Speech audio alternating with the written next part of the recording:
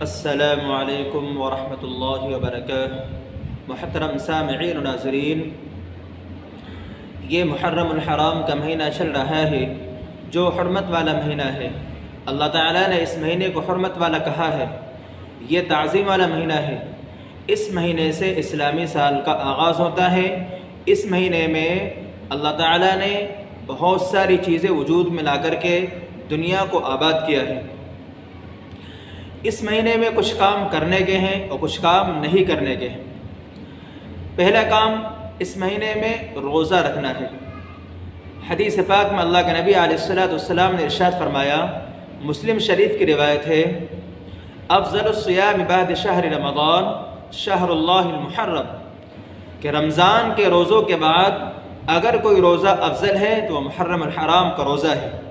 لہذا اس ماہ مبارک میں روزوں کا اہتمام کرے، خاص طور پر 10 محرم الحرام کا روزہ ضرور رکھے، اور یہ روزہ رکھنا سنت ہے۔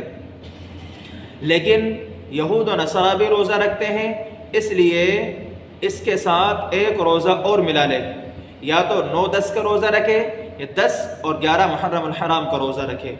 اور روزہ رکھنے کا بڑا ثواب حدیث پاک میں اللہ کے نبی نے ارشاد فرمایا کہ جو انسان عاشورہ کے دن روزہ رکھتا ہے، اللہ تعالیٰ اس کے پچھلے سارے سال کے صغیرہ چھوٹے گناہ معاف فرما دیتے ہیں۔ اس لیے پہلا کام روزوں کا اہتمام کرے۔ دوسرا کام، اپنے گھر والوں پر 10 محرم الحرام کو کھانے پینے میں وسعت کرے، ان کے لیے اچھا بہترین کھانا بنائے اور کھلائے ان کو۔ حدیث پاک میں اللہ کے نبی نے ارشاد فرمایا، من وسع علی عیالہ فی یوم عاشورہ وسع اللہ علیہ السنۃ کلہا، کہ جو انسان عاشورہ کے دن اپنے گھر والوں پر کھانے میں وسعت کرے گا، ان کو اچھا کھلائے گا پلائے گا، اللہ تعالیٰ اس کے سارے سال رزق میں برکت عطا فرمائے گا، رزق میں وسعت نصیب فرمائے گا۔ اس لیے دوسرا کام یہ کرنا ہے کہ 10 محرم الحرام کو اپنے گھر والوں پر کھانے میں وسعت کرے۔ اور تیسرا کام جو کرنے کا نہیں ہے، اس مہینے میں غم اور سوگ نہ منائے، کیونکہ یہ مہینہ غم اور سوگ کا نہیں ہے۔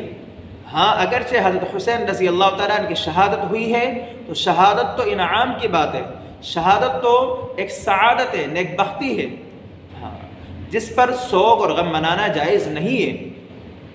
لہذا حضرت حسین رضی اللہ تعالیٰ عنہ کی شہادت ہوئی ہے، ایک طرح کے غم کی بات ہے، لیکن صبر سے کام لے، غم اور سوگ نہ منائے۔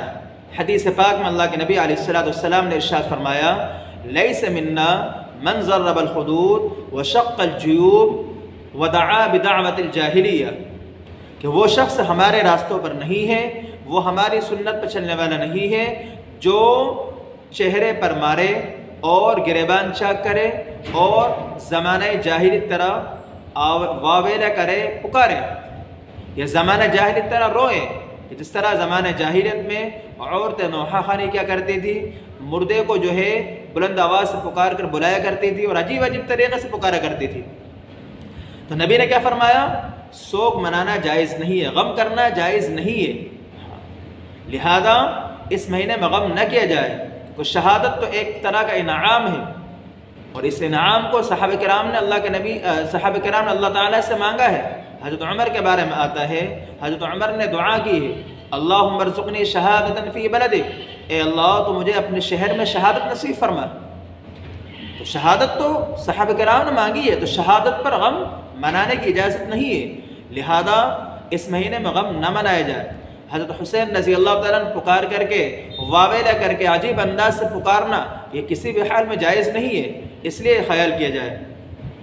لہذا نہ تو ہم خود محرم کے جلوسوں میں جائیں، نہ غم منائیں، نہ ہم خود اپنے بچوں کو پہنچائیں۔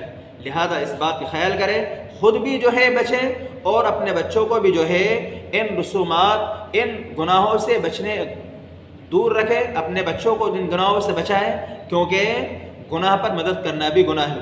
لہذا جب ہم گناہ نہیں کر رہے ہیں تو گناہ پر مدد بھی نہ کریں، ان کے جلوسوں میں، ان کی مجلسوں میں، ان کے محفلوں میں شامل نہ ہو، جہاں پر تعزیہ داری ہوتی ہے، جہاں پر سوگ منایا جاتا ہے، جہاں پر رسمیں منائی جاتی ہیں، ایسی مجلسوں کے اندر اپنے آپ کو جانے سے خود بھی بچائے اور اپنے بچوں کا بھی خیال رکھے، ان کو بھی ایسی مجلسوں میں نہ جانے دے۔ اللہ تعالی ہم تمام کو جو ہے ان باتوں پر عمل کی توفیق نصیب فرمائے، آمین۔